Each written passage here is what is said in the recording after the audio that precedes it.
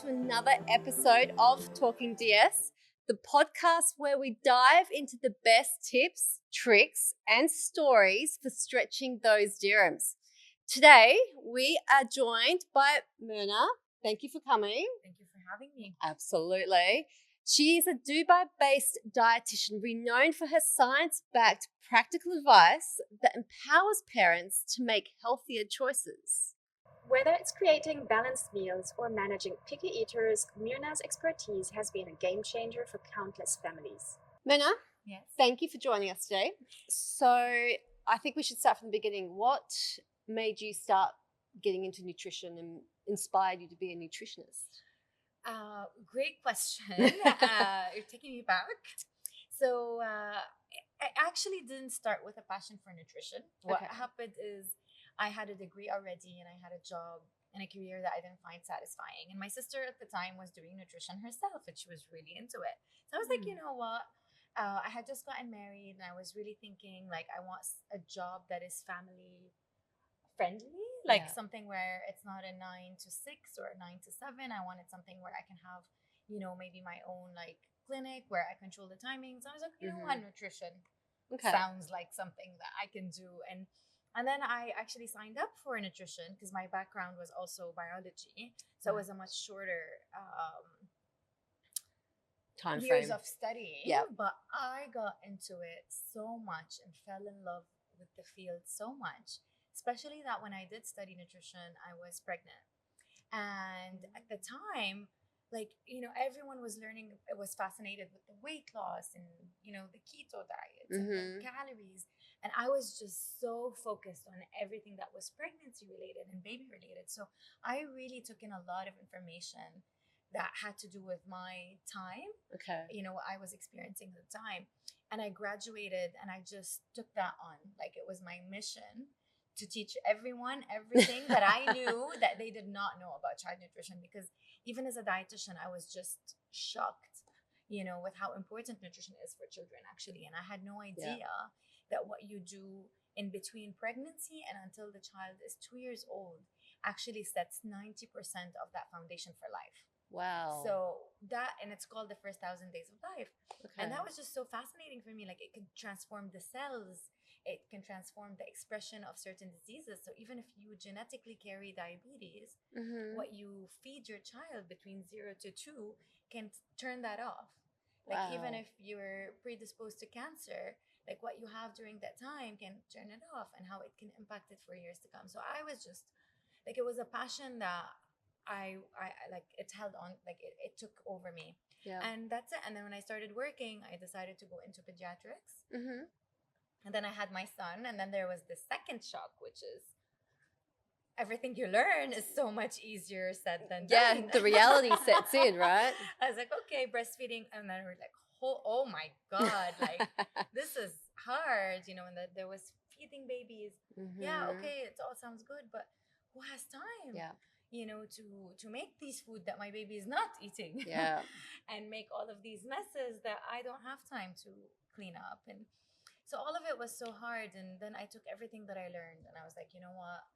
I want to give people the summary that is practical and not only theoretical. So I want to tell you what's good for you, but I also want to tell you how can you get it without burning yourself out, you know, and burning your child out and not even being an extreme parent and all of these things. Yeah. So it's true through and through a passion for me. That I love. That's an amazing start. Thank you. Thank you. So healthy eating on a budget is a major topic on the Durham Stretcher community. Yeah. So if someone had a very limited budget to spend on groceries, what food or food groups should they focus on? Something that I find also very, very fascinating is that the best foods on the planet are the cheapest. Oh, really? Yeah. Tell us more. So what are the cheapest superfoods? The best foods on the planet, really. And how do we say something's healthy? Something is healthy if it's very nutritionally condensed. Okay. So, for example, if I'm talking about white rice, okay, it has, for example, whatever, per cup, it has like 200 calories. It has almost no iron. It has almost no fiber. Okay, Yeah. but let me talk about 1 cup of legumes, of lentils. It has so much iron. It has so much fiber. It has so much nutrition. It has so much magnesium. It has so much in it in the same volume. So when we talk about nutritionally condensed foods, we're talking about foods that are very high in vitamins, very high in minerals, and very high in fibers, which is the most important thing nutritionally. Because if you don't have enough fibers in your diet, then the healthy bacteria in your gut is not there. And if the healthy bacteria is not there, you've got really bad immunity, you've got really bad digestion, you've got really bad hair, you've got really bad skin, you've got really bad everything. So nutritionally condensed is what we want to go for. And the most nutritionally condensed foods are legumes, so chickpeas, lentils, red beans, peas, and also all of the vegetables. Everything really colorful and leafy is just really nutritious.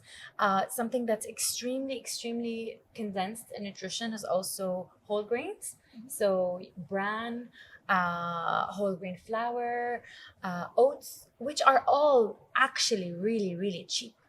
So a lot of people think healthy is, grass-fed beef, that you Yeah. can't put your hands on, and it's really expensive per 100 grams. It's not. Like, yes, grass-fed beef is healthier than your average, beef, but it's not healthier than the legumes, and it's not healthier than the vegetables. So what I like to say all the time is, if you want a really healthy diet, you've got to consume legumes at least once a day, and that is gonna slash any amount of spending that you're making, because you buy 1 pack of, like, every time I want to make a famous Mediterranean dish, which a lot of people make, which is like lentils and rice, and you can make it healthier by using a whole grain instead of rice, like burghul, for example, or maybe quinoa.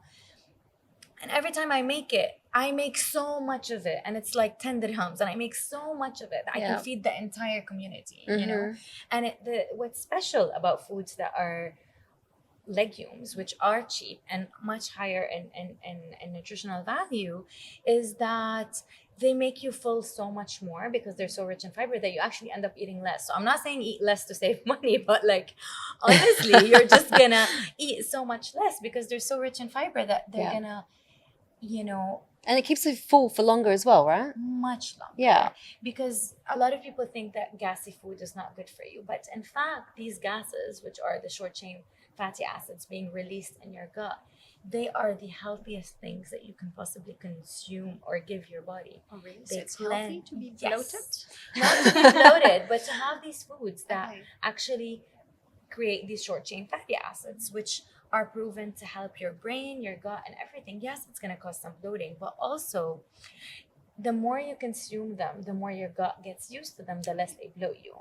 But, like, anything that says, like, oh, I don't want to give legumes to my kids, and of course there's ways of cooking legumes that makes them less bloating, but I don't want to give them because they give my child some gases. Like, the gases that legumes give you are not like colic, when you have a baby. Yeah. On the contrary, like, if we're not giving our 1-year-olds legumes, they're not going to eat it when they're 2 or 3. You know what I mean? Like, you just want to get them used to it right from the beginning, and you can batch cook them. They're amazing. Like lentils, for example, are really good hot, but they're really good cold.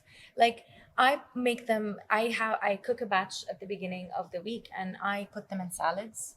Okay. Like towards the, like the 3rd or 4th day. Yeah. I love lentils. And if you love dressing, I love, like, I cover them up with whatever dressing I like balsamic, or lemon mustard, and you mix it up in a pasta salad, for example. And that's a really affordable meal that is going to give you so much more nutrition than you going and getting, like, an expensive piece of steak and expensive vegetables Yeah. and stuff like that. So for me, I'm really big on my legumes, forever have been, regardless of whether you want to stretch your dirhams or not. But that's going to be the stretchiest dirham you're ever I like that tip, though. gonna stretch.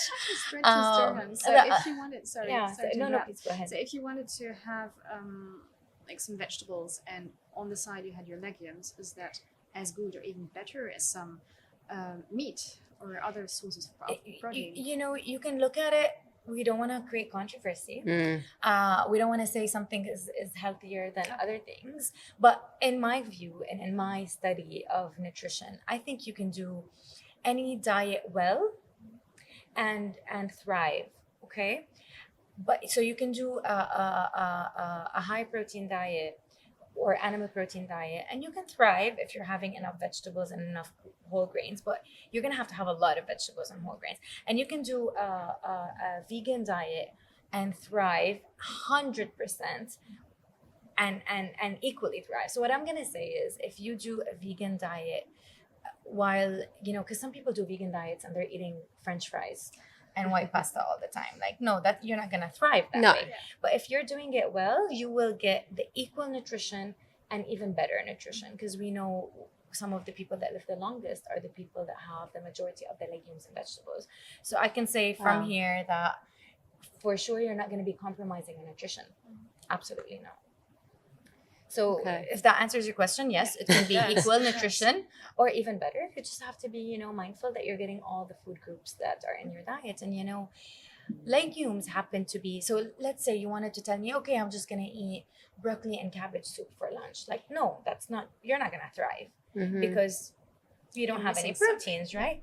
But if you're having legumes are excellent plant proteins, and they make you feel more energetic. They open up your arteries. They're better for your entire cardiovascular system. They're better for your entire digestive system. So I wouldn't want to be coming off of here. I'm not a vegan, by the way, but I don't want to come out of here saying like do this or this. No, but what I want to say is just incorporate it more. Like I have 3 days a week at least where I have just vegan Yeah. diet, not just vegetables, that I have vegan sources of nutrition. And I have other days where I have my beef and I love it. And I have other days that I have my chicken and I love it, Yeah. you know? But like the you know, variety. just don't think that, because it's expensive. Like, let's face it, buying chicken and meat and fish is the most expensive things that we buy nowadays. Correct. You don't have to. And No. you don't want to go for the cheapest. Because You don't wanna maybe go for the that's bad cheapest. quality. Yeah. A lot of antibiotics, a lot Exactly. of growth hormones many times. You know, with the cheapest ones, even you feel like the quality that doesn't smell the same way. Mhm. It's older. Whereas with legumes, you never go through that, because it's, you know, you're gonna soak it and you're gonna cook it and it's gonna be fresh and it's gonna feel good.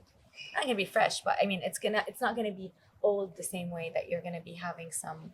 Because even sometimes you buy chicken and meat and really you cook it after 2 days. It's not the right? same. It's not the same, absolutely. And even if you cook it and you want to eat it the next day, Yeah. it doesn't feel good, No. right? So No, so it exactly. goes back to, you know, and I'd rather focus more on my vegetarian sources, or let's say legumes, Mhm. and then get high quality meat at the end of, you know, 2 to 3 times a week. Yes. Than have it all week, Yes. you know, and end up spending, especially if you have a family of 3, or, you know, with 3 kids plus. Or a lot more than that. Yes. Yeah, like Susan, you know, that's gonna be different. Yeah, absolutely. Okay, so what about moving on to like fruits and vegetables for Yes. kids? How do you save on that? So I do want to say that Dubai is particularly challenging Mhm. because we do import a lot of the fruits and Yes. vegetables. But there is not a lot, but there is local growing nowadays. And we can buy from local farms, and there's a few that are in Dubai. Okay. So that is one option that we can do. The other option, and I don't do it myself, so I know this might not be practical, but you know, there's a lot of awareness about growing your own stuff when the season is good. If you have a garden, you're Yeah. into this. Susan, bring someone on here. You know, Oh, for gardening. you know, That's a for great gardening. idea. They can just talk to us beginners, because I kill all the plant. I don't know how to. I'm So do so I. bad. Mine just won't. You know, I but I don't- do yeah, want to that's- learn, and I do want someone to come to my house and be like, "This is how you do it," you know. Yeah. But like that can be something that we can look at.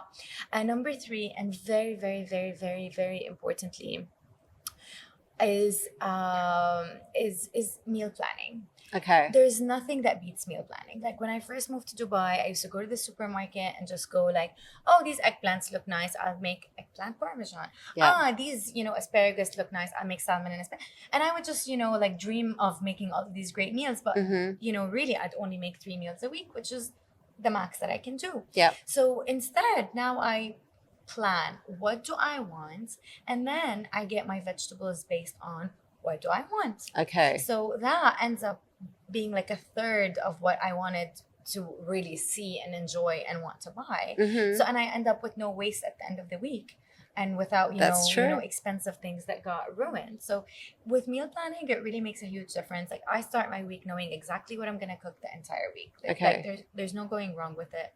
My tomatoes and my cucumbers, I buy UAE grown. And Mhm. what's really nice if you buy UAE grown is you can buy organic that is more affordable than imported. So it's Right. important to Traditional. You Yeah. know what I mean? Conventional. So Correct, conventional yeah. is not organic, and the imported conventional is equal to in price to organic. That's local. amazing. Yeah. So So would so you- you can end up, like. So would you recommend buying organic or not? And do you believe in the dirty dozen? So I wouldn't be, an ethical dietitian if I didn't say that organic is better in terms of you're decreasing your load of pesticides and insecticides. Hmm. In terms of vitamins and minerals, they're the same. But Okay. you would be decreasing the load of things that we still do not understand they're harmfully. That being said, do I buy everything organic? Absolutely not. But I do have it in the back of my mind. So with babies, for example, I'd be a little bit more careful. And if I Mhm. didn't buy organic, then I make sure to wash really, really well, soak it, put in that extra effort of Yeah. soaking, and then, even peeling. Now, there's a lot of benefits in the peel, but if you're buying something that's conventional, peel it so that a lot of the insecticides decrease. With the dirty dozen, for example, the dirty dozen is the fruits and vegetables that have the highest pesticide residue. So maybe those buy organic and be more careful when you buy them. So I think there's a lot that you can do. And I think as a family, we're not going to do everything perfectly, but we can try, like if there's something that is organic that is reasonably priced, great. But if there's something that I'm going to buy that is so prohibitive organic that I'm absolutely not going to get it for my kids, no, buy it conventional Hmm. and give it to your kids. Yeah. Because there's a lot of benefit there. So if you're going to just buy processed stuff because I'm not going to buy organic, then that's useless. Exactly. And I think maybe you can help me more with that. But I know that the organic market has discounts, I think, on Tuesdays. I'm not really sure, but I think, we can look into some of the organic places and the discounts that they do. And I think the advantage of online shopping is that you can open up all those browsers, Yeah. right? Compare the prices. Okay, like those things I buy organic. Hmm. Where can I really get some of the best prices Yeah. and the best quality? Yeah. Because sometimes you buy something that's more affordable, but it's not the same quality, and your kids don't like it, and your kids don't. My son is very picky with his blueberries, for example. Hmm. I like this, I don't like this. Same with my kids. Yeah. So do you look at the countries of origin of those I of will fresh say produce? that Are there some that you would avoid at all costs, like Chinese vegetables, for example? what I would say European standard tends to be some of the highest and best in the world. Okay. Naturally. Yeah. The Europeans, they're like, we don't want GMO, Mhm. which is controversial because some people tell you GMO is perfectly fine, but they just don't want GMO. They just naturally choose better. Mhm. Their insecticides and their pesticides are much better. They have a lot of regulations. So I find European sources to always be excellent. So when I buy European, I don't necessarily need to do organic. When I buy American, I'm a little bit more afraid, even though I'm American myself. But it's just I'm more afraid of some of the stuff that they get. So I think that's one way to look at it. Another tip is the fruit and vegetable market. And I know Susan had a bad experience. Yes. I'd love to hear. Yes. But I would say that it's sometimes it's a hit or miss. You don't always get a great experience, but Yeah. you do end up going there, and it's huge, and they end up giving you huge amounts. But what I like to do is split it with 2 or 3 people, Hmm. and then take turns, kind of like a carpool, but it's a fruits and vegetables because it's 1/3 of the price. Yeah. So especially with the expensive stuff, if you're talking passion fruit, if you're talking longans, or if you're talking Hmm. some of the berries, like you really are gonna get a lot more Okay. for the price. And a lot of the markets that we buy from online end up buying from them. you know, so. Well, exactly. Well, like, you- yeah, we were talking about this earlier, and I was saying that I haven't been to the fruit and vegetable market in more than 5 years. It was probably before COVID was the last time. And I had the experience of I would get out of the car, and the moment I would get out of the car, everyone would just swarm at you and start selling you all sorts of stuff. And so, like, I was kind of like intimidated by it all. So I'm like, okay, I'll take that or I'll take that. Yeah. And I'll take it home, and most of it I had to throw in the bin because they sold me like the worst stuff, but because they put all the nice stuff on top, I didn't see it, and it was just so like. No, crazy. I hear you 100%. Yeah. I went not too long ago. Now, I don't know if it helps, but I've got to go back my now. parents, my dad and brother, they work in the produce market. So my dad's very much like, don't buy this, buy this. All right. So I picked up a few tips that I'm happy, you know, maybe we can visit it together. Yeah, absolutely. You know, and maybe we can like learn a little bit and do some comparison, because it does make a big difference. It's quite far, it's inconvenient. So I don't think it's something that you want to do every week, you know, but if you can, you know, gather a few people and do it, maybe like a group of few moms, exactly. I think, and you nail it and you find a good vendor, you would really be saving a third, because it's outrageous, some of the prices for the fruits and vegetables. And honestly, like the prices are so expensive online that you like you're scared if your kids are like smashing it, you know, or throwing it on the floor. Exactly. Or they don't finish it and you have to throw it in the bin. And you put it in a smoothie and they don't drink that smoothie. And you put it in the lunchbox and it comes back soggy, you know, like that can be a thing. So that's something to look at. Another very important thing, very, very important thing to say is frozen fruits and vegetables. So if I'm going to make a smoothie, I'm going to make it with frozen blueberries or frozen raspberries. Okay. Because one, they're more affordable. That's true, yeah. And two, we have to always account for the fact that we are an importing country. So by the time things get to us, they've lost so much nutritional value. So in fact, vegetables that are frozen right away, because a good company, what do? They go and they pick up all these peas and they freeze them on that same day. So you've got peak vitamins and minerals. So in fact, if you use frozen peas, you are getting significantly more nutritional value than if you're getting peas from any market in the UAE. Wow. Yeah. So I use a lot of frozen peas, even frozen carrots, and you know, they come chopped. So you've already got, you know, like one less step in the cooking, if you're making soup and if you're tossing it into a pasta sauce. Okay. You know, and if you're tossing it into like a pasta or a pasta salad. So for sure, I would like if we were in Australia, or if we were in California, or if we were in Greece, or we were in Italy, no, like pick it up and eat it fresh. Yeah. But given that we're in Dubai, unless you're buying local, and we do have some great local, again, for farmers and some items that are being grown locally, then no, like you can adopt the frozen, especially some of the stuff that that are really great, like peas. I had no idea. Yeah. That's fascinating. All right, I'm going to be buying more frozen fruits and vegetables in that case. Even some spinach, you know, like if you're doing some spinach that you don't need fresh. So if you're doing spaghetti bolognese, I always put frozen spinach in there, and it kind of mixes in. The kids don't really see it, and 100%. Yeah. And you're going to get because spinach wilts. Exactly. You know, and you know, you have it in the fridge for one day, like that's it. Like, so if you're going to be cooking it, if it's not going in a salad, 100% go for frozen. I'm all about frozen, and for sure it's healthier in so many ways. Yeah. And so convenient. Smoothies especially. We make smoothies every morning, and we always use frozen because it just makes so much more sense. It's already cold, so you don't have to add more water or other liquid. And the advantage of using frozen is it's going to give you that ice cream texture, right? Because frozen things, when you put them in, it gives you a bit of an ice cream texture, and I think there's a lot to adopt in terms of more tips of saving money with vegetables. Like a lot of us cut off the stems of broccoli, for example, and we throw them out. Like the stems of broccoli are equally nutritious to the heads of broccoli. So something that I've been doing is just using them. You know, like, yes, I cut them, but I use them up. There's a lot that you can utilize that are actually things that we can eat. Like, we're not a restaurant. Like, in the restaurant, you really care also about how the fruits and vegetables look on your plate. Yeah. But when you're at home, you can utilize all of them. You know, like the heart of the cauliflower, and like all of it really can be cut up and used instead of tossing out. One.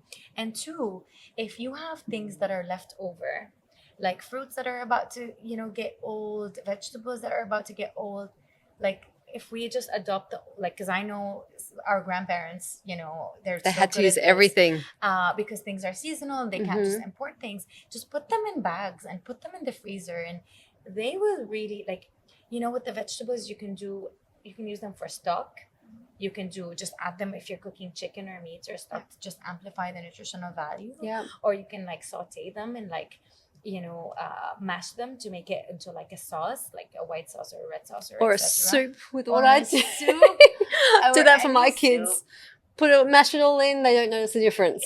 Or a lentil soup. Yeah, there you go. Yeah, exactly. Or you can pop a little bit inside a smoothie, and really, fruits and vegetables, there's nothing in them that you can't really use. And I do this all the time with bananas when they get ruined, especially when they're about to get ruined. They're so sweet, and they make for a great smoothie or.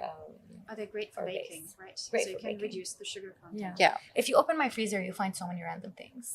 Honestly, like you find like even, you know, even with beef, something that I do is if I get it fresh and I cook it, because I'm not like, onions smell a lot at home, right? So some of the things that I do is I cut the onions, and because that's how we cook it in the Middle East, like we cook it with onions and garlic. So cut the onions, the garlic, and I cook the beef even at like 1 kilo or 1.5 kilos or 2 kilos, which is a lot. Yeah. And then I freeze them, and then after I freeze them in 2-cup batches, I've got like, what do you kids want to eat? Spaghetti bolognese. Ready. You just put it in, add the sauce, it's good to go. Like at night, sometimes I do sloppy joes. And so instead of like, so I just put like some minced beef. Yeah. With like, you know, like cheese and pickles and so like it just makes things so much easier for you. And instead of the minced beef not being utilized, it's in the freezer. It makes for a good meal. You can add it with some whole grain. You can add it with like rice, or you can add it with vegetables. Something that I do all the time when I don't have time is minced beef, and I add some quinoa or burgol or rice and frozen vegetables, mix them all together, cook it, and it comes out to be like almost like a vegetable risotto. Yeah, okay. Sorry, practical question here. How do you defreeze this meat safely? That's a great question. Food safety is obviously very important, and a lot of people don't know about it. And absolutely don't do it on the counter. Okay. So the way that you defrost it, I didn't do that at all. No. So you've got a few ways to do it. The best way is if you're a meal planner, and you plan from the beginning of the week, is you put it in you remove it from the freezer and you put it in the fridge overnight. Okay. And then the next day it's ready to use. If you didn't do that, you can put it under running water in the sink for like 30 minutes and it's going to defrost. Worst case scenario is you put the frozen in the pan and you add like cold water on it and it defrosts within 10 minutes. Okay. But do not leave it out at room temperature. Especially but all not 3 in of Dubai those, with the hot temperatures yes, we're having. all 3 of those are absolutely safe to defrost. Yeah. One thing to mention is you shouldn't freeze chicken that was frozen already or beef that was frozen already. So that's why when I get fresh minced beef, I cook it and I freeze it. But if it was frozen already, you can't cook it and freeze it. Okay. And it's always labeled as defrosted meat and fish when you buy it. So it's important to read those. It's really important to read. And the other things that I do, for example, yesterday I made beef stew. Again, it was fresh meat. So I made beef stew and I froze 2 batches of beef with water. Okay. With beef stock. Yeah. So that way next time I want to cook like a small batch, because I'm not always cooking, you know, like huge batches. So next time I want to cook a batch, I don't have to cook the meat for an hour or an hour and a half. Exactly. And then, you know, I have one that is ready to go. So you kind of slash your time in the kitchen. Okay. This is, you know, if you're a working mom, and I've been cooking for 15 years and a little bored of cooking and making lunch boxes but you got to do it for your kids and you got to do it for yourself. So I think these things are really important. And if you have a helper at home, just training her as well on how to do these things to save yourself time and money is a real game changer, because if you're not planning, you're also ordering. Yeah. So I think it's also important to just get in the habit of what are easy meals that I can do and that I can make. Okay. Well, we have a number of questions that some of our lovely audience has given us. So we will maybe just do some fire questions for you. Go ahead. And then we can go on and talk about something else that we want to mention. Here we go. Okay. Shall we cut milk for kids, like dairy milk? What This is a controversial. question. Very controversial. Yeah. Honestly, it's very Wasn't my controversial. I'm going to tell you that no one knows the answer for sure. Okay. You're going to find that dairy is a great calcium source. It's a great protein source. It's a great source of vitamin B12. I would say don't give too much dairy. So if you're giving more than, if you're giving a toddler more than 500 mLs of dairy and they're not having their vegetables, they're not having their fruits, they're not having their legumes, then, now you're going into the danger zone. So definitely stay within the 500 mLs for toddlers, the 750 ml or 1 liter for older kids. Can you cut out dairy to kind of avoid this controversy? Like, this is controversial. You know what? I don't want to give my kids dairy. You can absolutely do that. Okay. You don't really need dairy. You need calcium, which you can get from other sources, from an overall healthy diet. You can also give a supplement of calcium if need be. But I swear to you, even the calcium supplements is controversial nowadays. So I'll tell you, I'm a conservative person when it comes down to nutrition in general. And when it comes down to dairy, so I'm going to say if your kids don't specifically have eczema, if they don't have allergies, if you don't have really any like health conditions and you want to give dairy because it's a convenient and good source, go ahead. But if you really want to avoid it and you're afraid of it, go ahead and do that too. My rule is at home, like if you want it, drink it. If you don't want it, I'm not forcing you, right? So my girls generally don't like the milk, whereas my boys drink milk like it's running out of fashion. Like, and it is controversial. Like you can't really say that there is an official document that now confirms that it's not good for you. There are many who find it, and research that finds it anti-inflammatory. So find it inflammatory. That find that increases the risk of some cancers, and you've got some that shows that it decreases the risk of other cancers.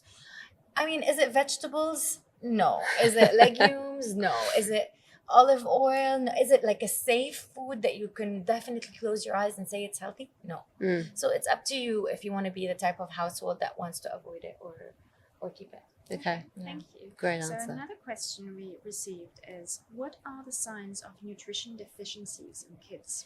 That is such a great question. So this is controversial, but I'm going to say that I like to test a 1-year-old. If they are breastfeeding, I'm breastfeeding mom. If you have a 1-year-old and you're breastfeeding mom, I like to do a blood test at 1 year to confirm that they don't have any iron deficiency or vitamin D deficiency, because breastfed babies get a lot of benefit, but they may run the risk of having a deficiency unless you're supplementing. So I am pro testing, even though I know that a lot of people don't want to test, but I've done it with both my kids because I want to start off my toddler, because it's really hard to reverse the damage of a deficiency in the younger ages. That being said, if you're formula feeding, then it gives a lot of the vitamins and minerals, so you don't have to really worry about it so much. But you do run the risk of certain vitamins and mineral deficiencies.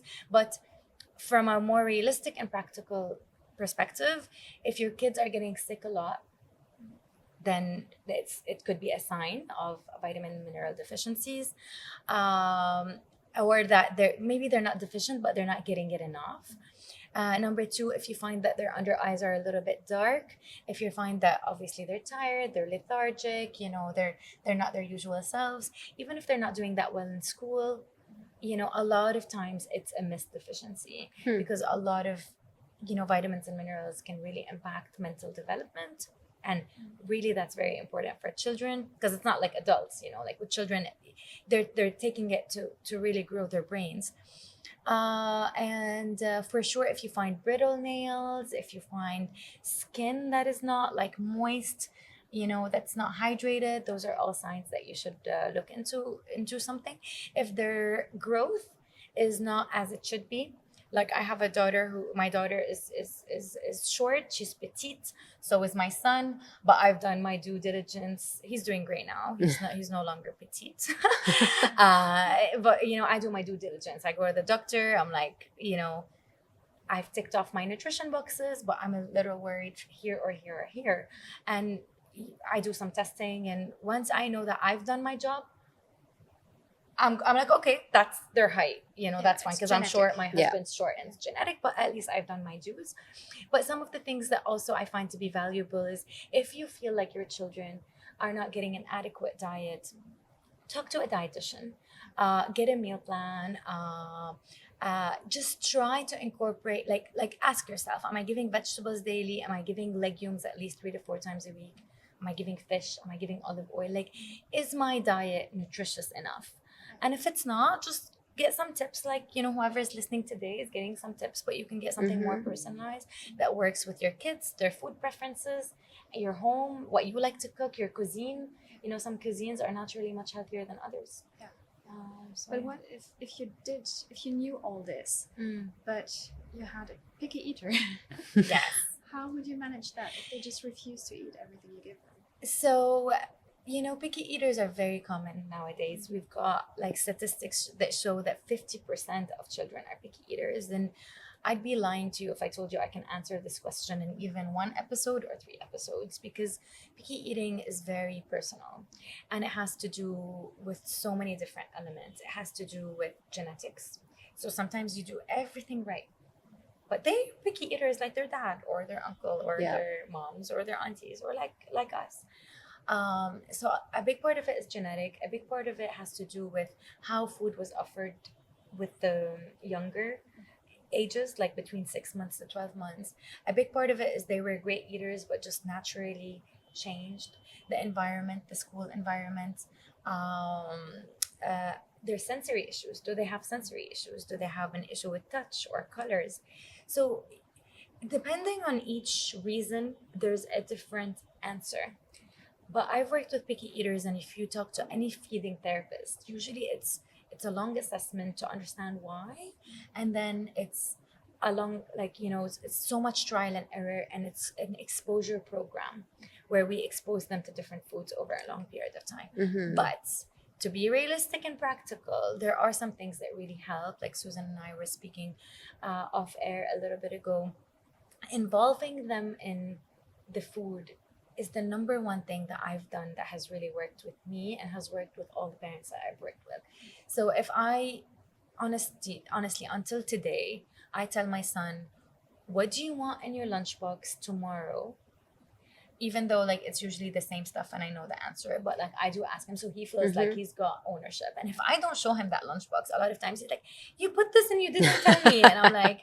It's always a problem. Yeah. So involving them, if you want to make something, because sometimes, you go and you put all of these amazing ingredients that are expensive and they're hard to find, and you put them in this amazing muffin and they don't eat it. So something that I like to do is, hey, I'm making a muffin, come join me. What special ingredients do you want? And he'll say random stuff that he actually doesn't really love, but he wants to be creative. So he'll say, put me this or put me that, and I'll be like, okay. So involving them really makes an enormous difference. Even if you involve them and they don't eat it, exposing them to those ingredients and to that muffin is getting them one step closer to eating it. Because if you see all the best dietitians in the world, nothing is going to help. There's no pill that makes them better eaters.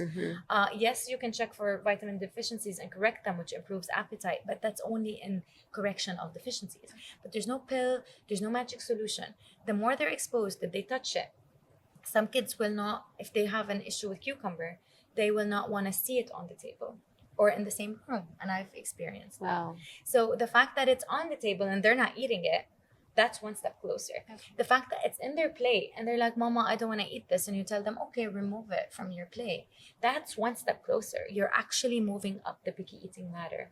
So exposing them, seeing them, what ends up happening across the board, which is very natural, is I've seen a lot of picky eaters that are 10 years old, and it's like, the mom says, I really want him to eat mango. Or like, when was the last time you offered him mango? Well, the last time was 5 years ago. Why was it 5 years ago? Because he hates the mango. Fine. And she's right, because she really wants him to get nutrition in him, and that becomes a battle. But if they're not seeing it, they're just becoming farther and farther and farther away from seeing them. And we've got to take a look at our diet. So even if you're picky, never mention it. You know, that's like, a good tip. I don't eat this, I eat this. Don't talk about it. I tell my husband, I don't care if the food is, you can't eat it. Do not mention it in front of the kids. You can tell me in private later on, but at the table, it's a thank you very much. Yeah. And, you know, It's the eye just eat it. gestures. Yeah. Make sure nobody sees you. Get really good at send me a message if you want. But, you know, so see, these things really matter. You know, I'm a vegetarian. Yeah? My kids never noticed. They don't know. They haven't No, they noticed. don't know. I don't eat the meat, but they don't know. And they're like, oh, Mommy, you should try these chicken nuggets. I'm good, okay? I'm sure they're Oh, good. wow. But yeah, they don't know. That's amazing. Because I never told them, because if I told them, they would want to copy me and eat even less things. And That's a already story very to tell. difficult. Oh, Yeah. that's fascinating. But I believe in a balanced diet. Yes. So I try to eat healthy, and I want them to see me eating all these things that Yeah. they don't want to. As you said, they have to be exposed to it, right? And I Yes. hope that one day they will copy it. But it's important for them to see that Mm, there are legumes, that there is fish out there. Yes. absolutely. And yeah, but I don't remember being like this as a child. I used to eat much more than nowadays kids when they're picky. My kids just want cheese know, sandwiches, look, picky and eating- nuggets. And my parents would never have allowed that. So maybe we did something wrong. I'm not sure. I think we have to also account for the fact that we are busier. And not only are we busier as working mothers, but also Dubai is, you don't have the extended family. So a lot of times we used to get the help of our grandparents and our aunts, and we'd go to their houses and we'd be exposed. So I do want to say that what I've seen in my practice is that even if you've done everything right, kids can be picky, and it's not always about us. But we're so good at, as mothers, to say, "Oh, it's about us." Accountability is very important, and doing what you can, and trying again to take it easy on yourself. So I think what I find is people are very much black and white when it comes down to nutrition, and I think that's a bit of a personality. So it's like I either cook everything healthy and I make homemade every day, or you know what, it's junk. You know, what's one more junk meal gonna do? And that's not the case. Yeah. I think just taking it easy. Like if you're doing chicken nuggets twice a week, but you're doing 5 days a week of healthy, nutritious food, that's a win. So don't be so hard on yourself. And I find that sometimes having those things, you know, like, oh, you had chicken nuggets on the weekends, or if when your child tells you, I don't want to eat this food, I want to have chicken nuggets, and you're like, you know what, but you're gonna have chicken nuggets on Saturday, they end up eating the food that they have. But if you tell them you're never having chicken nuggets and you're gonna eat healthy all your life, they reject it altogether. So I wouldn't be so hard on myself, but I would look into healthy eating like a project. How can I do it? How can I delegate what I can't do? How can we all work together? Like even for kids, if they're old enough, you know, Susan, like with your kids, like if they're old enough, and it's a lot of pressure on me as a mom to be making healthy stuff all the time. Yeah. Just being like, you go make your dinner, okay, because it's good practice. Make your dinner, and you've got those 4 or 5 options, which could be a salmon sandwich, it could be like a cheese sandwich. Obviously, we can make it better with whole grain, etc. And removing some of that pressure off of me, because I'm making the lunch, for example. So I think just to think that as mothers or fathers, you know, whoever is caretaking for the child at home, to think that I can do this without pressure all the time is really hard, because we are also emotional eaters. Yeah. And dinner time comes and we're like, Just come at me. Yeah. So think of it really as a project. Sit down, like kind of like a business. And for me in my home, I mean, again, I told you I've been doing this for a long time. It's kind of become an automated system. And when it becomes an automated system, everyone knows, you know, like, no, you can't get that juice, it's a weekday. Yeah. No, you can't get that, soft drink, it's a weekday. Like, it just becomes much more natural and much less stressful. Yeah. And they kind of pick it up as long as you're also embodying it. But if you're, and I hear this with moms all the time. We're like, but my husband brings the chips, or he brings the junk food. And, like sometimes I'm so tired. And when he tells me, do you want to eat this? I'm like, yes. So also sitting together as a family and being like, you know what, let's do this together. Yeah. It's a social thing as well, right? Yeah. Tell you what, there are so many other questions I can ask you. We're going to have to have you back. I want to come back. This was fun. But I also want you to talk about your online courses a bit. Can you explain? Of course. A bit about them for us. Thank you.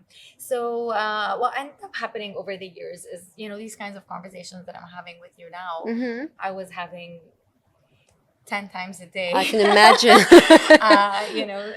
6 days a week. And I found that was not one, realistic, and two, fair for all the moms that I couldn't see in person. Yeah. So what I thought is I would like I've got moms talking to me from all over the world, Wow. So I'm like, you know what? Let me record it. And it can become like a digital resource for parents. Okay. And what ended up happening is that I ended up making it better over the years because I got better cases over the years. So I would learn from all different nationalities. So if you're British or you're American or you're Spanish or you're Indian or you're Lebanese, or so you learn from all of these different cultures. One, better habits, and two, like cultural challenges, and three, like you really learn, what are all the challenges that all of these families are having. So I honed down and kind of covered courses, easy to understand courses that you can listen to on your way to work or at home or wherever you are. Okay. And you can listen to with your family, and you can listen to with your kids, you can listen to with your husband, you can listen to it with your nanny, and really it's about educating so that sometimes you don't want to go to a dietitian, sometimes you just want this information to become like a resource. Yeah. And I did it for all the age groups. So for the older kids, for the babies, especially the 6 to 12 months old, because I feel very passionate about that, because it's much easier to prevent a problem than to solve it. Yeah. So in the prevention part, from the 6 to 12 months old, we have a foundational course that covers everything, including how to prevent picky eating. And then we have my favorite, which is kind of all the tips that we talked about today, times 2 or 3. And it has a meal plan that you can adopt in your home. That's some of the stuff that I make at home all the time. It has healthy recipes. Okay. And these healthy recipes, I would advise you go to your kids and be like, which of these items do you want to make this week? And if they're older, make them do it on their own. And if they're younger, let's make them together. So really, it's a resource that has everything. It has recipes, it has videos, it has shopping lists of the brands that I like. Some of the, because instead of going, who's going to go to the supermarket and be like, oh, let me read those ingredients. Like, we're tired and we're there for 15 minutes. Exactly. We don't have enough time. So it has all of these resources. And there is a great picky eating foundational guide.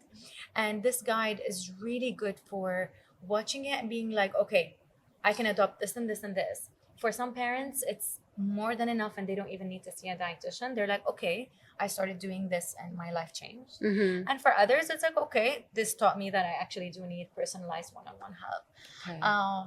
I don't do consultations anymore because, I've created these resources that I'm very, very proud of, and parents really love. And I want to say that they are on discount for back to school. Yes, I was going to mention that. So they are on discount. on 50% discount. Oh, there you go. Great time. I really don't run this discount, but for back to school, I wanted everyone to be encouraged to just watch it. You're gonna find that you're really saving time, money, and energy. And absolutely, I'd love to hear your feedback on them. If anyone listening gets any of these courses, they're available in Arabic and they're also available in English. Oh, amazing. Like, I have to say, like, if your courses were available 16 years ago, I would have been running to it because like I had especially as a new parent, you have so many questions and you're just so confused and there's so many contradicting information out there, and you just need someone who's done it and gone, it's okay, like, just...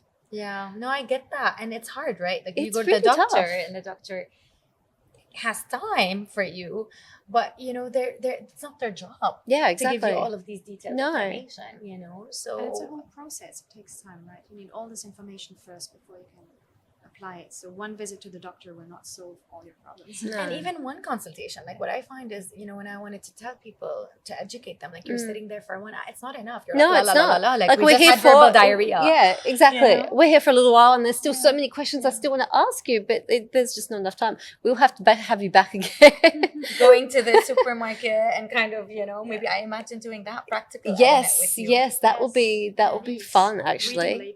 Reading labels. Reading I have a labels. course on that, by the way. Okay. It's excellent. It teaches you everything, like how to not be tricked. Yeah. Because there are so many marketing. And happy also to talk about it here as well. Amazing. Okay. We're going to have to organize something. That's amazing. I know we're running out of time. I just have a couple more questions to ask you. Sure. Okay, sure. Because it comes back a lot at the moment under Stretcher. So what about weight loss? What are your best tips for losing weight? Because, we've all been away, like most of us this summer, and we want to get back on track. So what is the ideal way to lose weight safely? That's such a good question. and big question. So again, I wouldn't be honest if I told you that I can answer this even in an hour. But I would say, and I'm someone who's not only a dietitian, but someone who's suffered with weight loss and weight gain. I gained 20 kilos with my pregnancy with my daughter, for example, and I didn't want to, but I did. I've gained weight many times before. And also it depends on how you handle stress and your genetics and your lifestyle.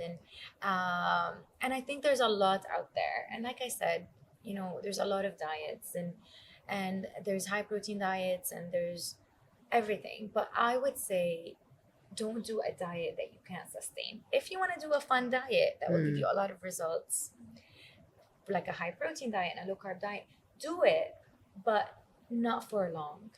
If you do it for long, you're going to end up impacting your metabolism and impacting your mood and impacting everything. It's going to be a cycle. It's going to decrease your metabolism, and it's really going to be a problem. So if you want to do it for a short period of time, but there's no escaping the lifestyle change. So like I said, that project, sadly, I wish I had a better answer, but I don't. Like that project, of meal planning, that project of, maybe not meal planning, but maybe hiring a meal plan company. If you know that you're not going to meal plan, if you know it, you know what, maybe in the first 2 months, I'll hire a meal plan company. If I'm doing it individually, not for my family, do it. Like try to understand your personality and understand the tools that you need. But there's not going to be an easy solution. And even if you hire a meal plan, you're going to get bored. You might try another meal plan company. Or, it's going to be a little bit of an experiment. Like maybe I'll do meal plan plus cooking at home plus ordering. There's a lot of great places that I order from online as well that are healthier places. But it's a lot of educational components as well. I would see a dietitian who is ethical and who is good, that can teach you and educate you. For example, the nutritional, like there are things that sometimes, like you can eat a salad every day and gain weight, because there's a huge educational component in oils. And I think there's a lot of misconceptions, but I would say go to a good dietitian. I used to have a weight loss course. I stopped that because I've switched into the children. But if you do have an overweight child, I do have an educational course that can teach you what could be hiding in the kids' food. It actually applies on adults too. So that could be a hack. But, it kind of teaches you that educational component. I don't like any low-carb diets. I think that eventually it's going to catch up to you and it's going to hurt you. So I'd say understanding and education, meal planning, and the project, uplifting, or not uplifting, but like revamping how we do things. And also, I'm not someone who used to do cardio at all. Like I used to joke in my courses, and if I ever did an interview, like, oh, I'm all about like the food and changing the food. But I've learned that also as you get older, there's no escaping the cardio element. Or just the exercise element. I got into swimming after having my daughter because I really needed something that I could do under the house. Like I couldn't even take the car to the gym. Like she was very she was a difficult baby, like many babies, and that just on its own, without changing a single food, because I eat healthy, but I wasn't losing weight because like I'm not, like I don't want to eat less. I'm sitting at home, I'm breastfeeding, I'm tired, I'm exhausted. I want to eat good food. I want to be nourished. And you need it. Right? And that on its own really made such a big difference. So I think Dubai, we don't walk. Yeah. We don't, we don't commute in the same way. It's not like London or Paris or anywhere. So if we don't adopt things, and it could be an activity that we do with our kids, biking now that the weather is getting good, paddle is everyone's favorite thing, for indoors, like just even going to the mall and walking. But if we don't adopt healthier lifestyles, it's the only answer is going to be strict diets, and strict diets end up impacting you negatively in the long run. They never work. Sorry for the boring answer, but no. I'm telling you this from experience. I agree with you, and this is so important. It's really like laying down the foundation for everything. And setting that example for your kids, right?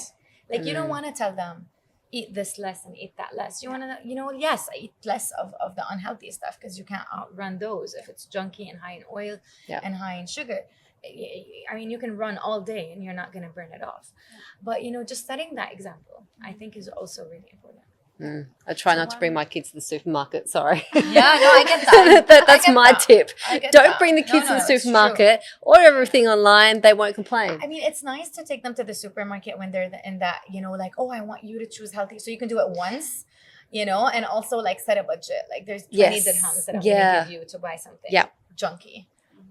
But like not all the time. It's also you're never gonna leave that supermarket. No, exactly. Without like 10 tantrums. Oh, yeah. So one last question when it comes to weight loss. So I've been reading on different Facebook groups that people are using a drug called Ozempic a lot. That is initially designed for diabetes patients. Yes. So what are your thoughts from a medical point of view?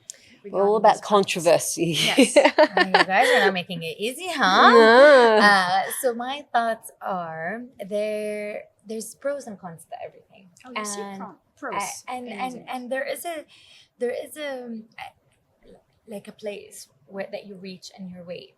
If you are, for example, we say that with people who are obese, who have tried to lose weight for more than 6 months actively by going to a dietitian and trying to change, and they don't lose weight, all the extra fat is putting so much pressure on your organs, and it's putting so much pressure on your body. It's you're more likely to get diabetes and heart stroke.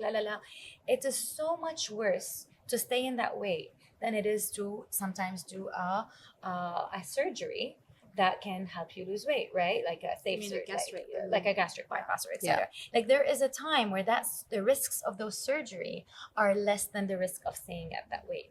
And I do think that if you want to go and look at weight loss drugs, like if you're really trying to lose weight and you go and you've tried everything the healthy way, you've actually seen a dietitian and not just tried a yo-yo diet, and you've seen someone who's really good, and you tried to exercise and you've done everything for a few years and nothing's working, and you want to try a pill and it's going to give you results and you can get off of it and kind of maintain it, that's fine. But you have to know that there are risks involved.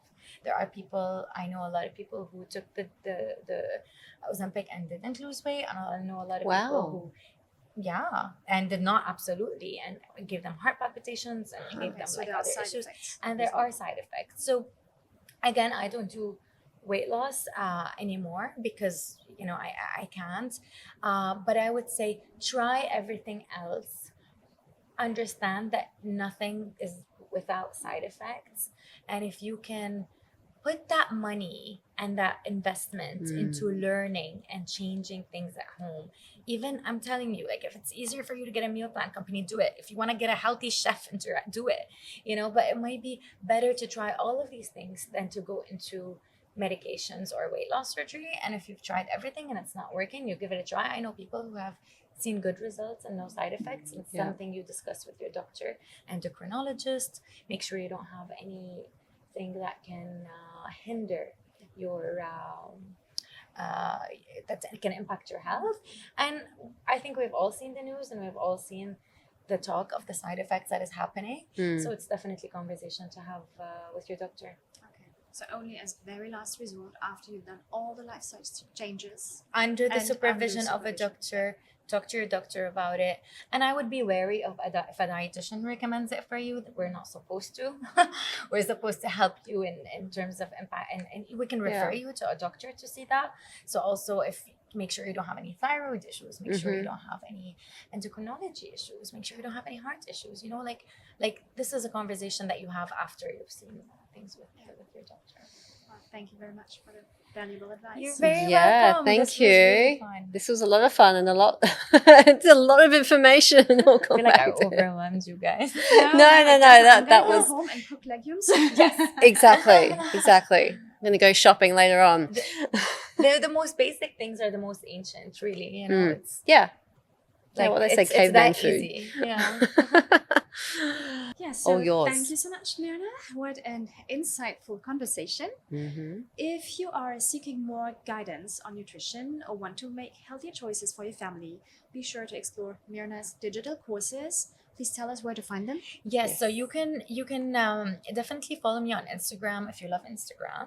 Yep. It's Mirna Sabbagh, Mirna Sabbagh. For those who can't type out Sabbagh.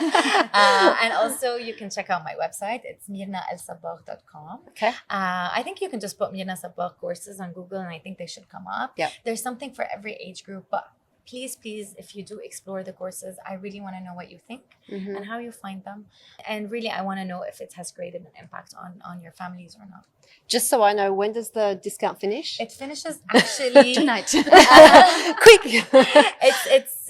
I've scheduled it to finish on September 6th. I don't know when this is going to air, so we might need to extend it. Yes, we'll extend it for you. or just a for- discount code for We'll us. Yeah, give you there a you go. discount code. Oh, Actually. perfect. You know Okay. what? We'll give you a discount code. Okay.